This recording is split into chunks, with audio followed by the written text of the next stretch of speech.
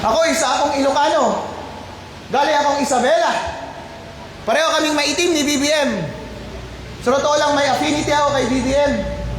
Dahil pareho kami ng pinanggalingan. Nag-root ako sa kanya para maging successful. Pero kapag ang leader mo ay mahina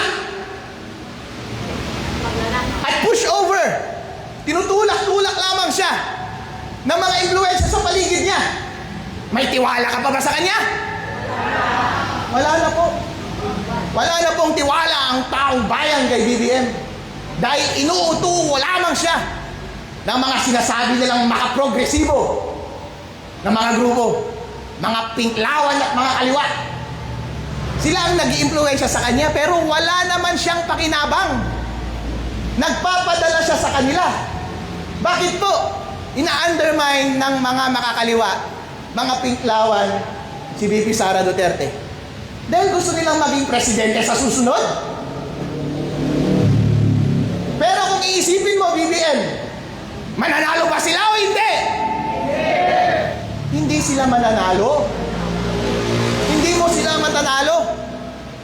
Kapag ikaw, BBM, kag magaling ka na tao at nag-iisip ka, dapat itaya mo na ang lahat, ang future mo at kaligtasan mo after ng term mo.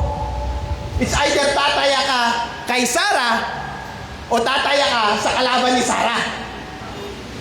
Kapag tumaya ka sa kalaban ni Sara, ang tanga mo. Dahil matatalo ka. At kapag si Sara na ang nakaupo, yun ang sinasabi ko, mapapanagot ka. At mapapanagot ang iyong mga kakampi. Bakit po sinabi ko na malakas si Sara? Ako po, first time ko maging public official ngayon. Noong 2025 campaign period, sa totoo lang po, wala naman akong pinapanigan sa national eh. Kasi independent po ako, wala po akong pinanggalingan, walang sumusuporta sa akin, kanya-kanyang diskarte lamang. Walang gastos. Pasikat lamang tayo sa social media. Wala akong pakialam. Pero napansin ko po, itong si BBM, hindi naman niya inaasikaso ang ating ekonomiya. Noong 2022, ganadong-ganado akong suportahan si BBM. Dahil Ilocano eh. Dahil anak siya ni Marcos eh. Siyempre mga Pilipino, tribal tayo eh. Mahilig tayo sa mga affinity. Kapag katropa natin yan, mag-root tayo para sa kanila, hindi po ba? Tama po. Iniisip namin noon, pagkakataon na ito ng aming lahi, nabawiin ang aming sirang reputasyon. Dahil kahit papaano, merong Ilocano pride na tinatawag.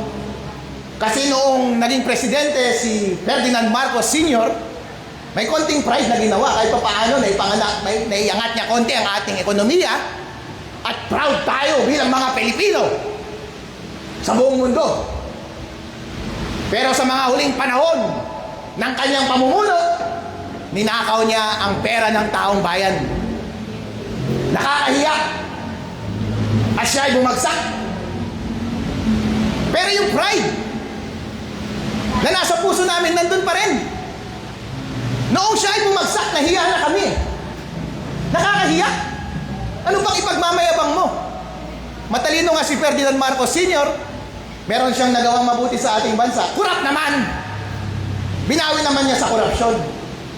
Kaya nakakahiya. Kaya nung tumakbo si BBM, ayun, chance na sana natin yun, di ba mga kababayan? Mga Ilocano, makabawi. Bumalik yung pride namin. At bumalik rin yung pride ng buong Pilipinas. Dahil nung panahon ng kanyang ama, number 1 tayo sa ating mga kapitbahay at nangunguna tayo. Iniisip natin noon ay hindi na siguro uulitin, napakasimpleng trabaho. Mayaman na siya eh, hindi po ba? Marami nang nakurakot yung tatay niya eh, hindi po ba? Eh bakit ka pa magnanakaw? Ang simpleng trabaho mo na lang ay paunlarin ng bansa. Ang confidence ng taong bayan nasa iyo noon. Kasi nasa iyo ang north ng Philippines, nasa iyo pa ang south. Kasi kasama mo si VP Sara Duterte. Pero itong si BBM, tanga. Tanga. Hindi niya inisip. Sayang. ang unang ginawa niya, kinalaban niya yung kalahati ng Pilipinas. 2/3 ng Pilipinas, inaway niya. Visayas at Mindanao. Pinakulong niya si Digong. Pina-impeach niya si Sara. Tapos yung ekonomiya, hindi natupad. Tapos yung pera ng taong bayan, ninakaw. Ano ba? Para saan ba yung nakaw na kinuha mo? Wala ka naman sigurong anak sa labas o mga chicks para buhayin. Ilang milyon ba dapat at bilyon at trilyong peso ang kailangan mo para yumaman? Wala po talaga. Wrong move. Wrong move. Ngayon po talaga, sumosobra siya. Bakit po siya sumosobra? Dahil hindi niya kasama ang taong bayan. Ito po ang patunay na hindi niya kasama ang taong bayan.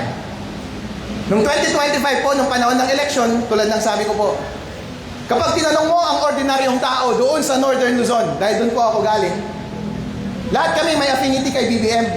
Pero kapag tatanungin mo sila, sino ang suporta mo, si BBM o si Sara? Hindi sasagot yan ng BBM. Bakit? Dahil bumalik yung hiya namin. Nakakahiya, kababain! Kababain ka manong o kininam? Kababain.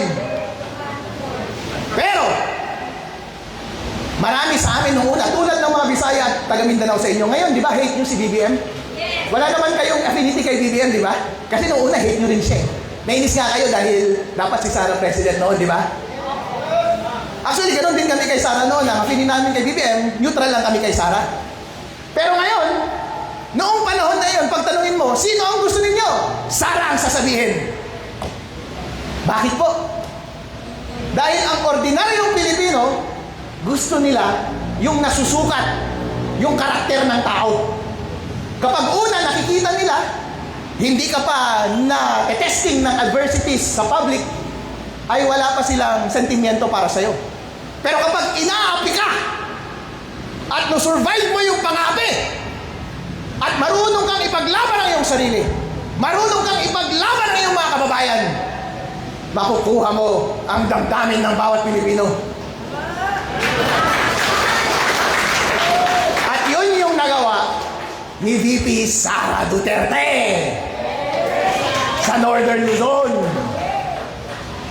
Dahil hinarap niya lahat ng pag-uusig sa kanya. Sa bandang huli, siya po ay nagwagi. Kaya love siya ng mga taga Northern Luzon. Itong si BBM, walang narrative, kundi puro korupsyon. Kaya hindi totoo yung sinasabi nila na walang pull si VP Sara doon sa North. Sinasabi ko po, meron. Hindi ibig sabihin na meron kaming konting affection kay BBM. I hate namin si VP Sara. Hindi po yan totoo. May affinity kami konti kay BBM, kahit pa paano, by reason of sentiment. Pero pagdating sa 2020, ang manok namin ay si VP Sara Duterte!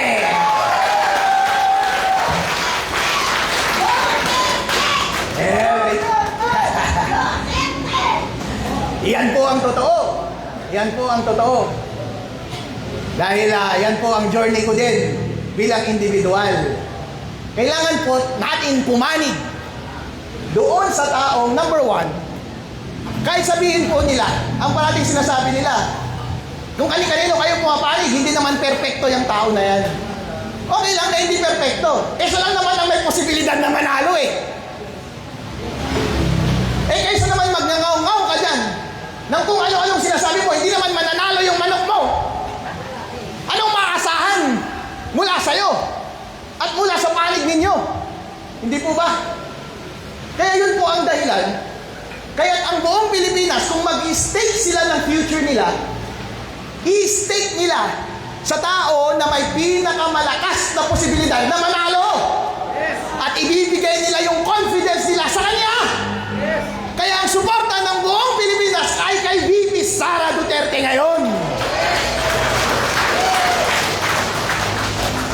O sino ba ang kumokontra kay VP Sara Duterte? Sino ba ang manok nila sa 2028? Si Risa Ontiveros? Wala. Si Tulfo? Itong mga taong to, pumapurma din sa North yan eh. O di ba? May kamag-anak sila sa North, sa lugar namin. Hindi naman yan gusto eh. Si Ontiveros gumagastos. Hindi naman gusto ng taong bayan, hindi naman kilala.